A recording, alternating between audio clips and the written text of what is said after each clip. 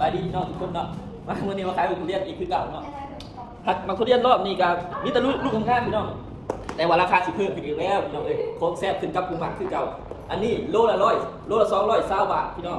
แต่เนื้อนี่สิแบบว่าแซ่บแห้งนะมันสิออกนุ่ม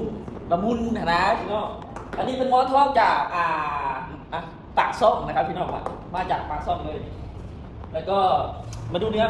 ที่สังเกตแล้วนี่พี่น้อง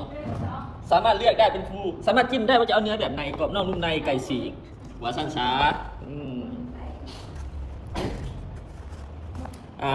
มาเบิ่งโซนนี้เนาะใส่ละโซนเป็น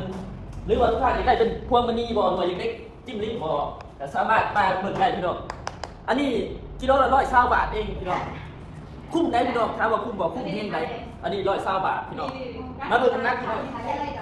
นี่ครับขอให้คนละแสนครับแล้วเบิ่งตาสั่งพี่น้อง120พี่น้อง130มี2 ลูกนี่ทุกคนคุ้มพี่น้องเลย2 ลูกกันนี่นะนี่แต่154 บาทพี่น้องอันนั้น150 บาทเท่านั้นพี่น้องเลย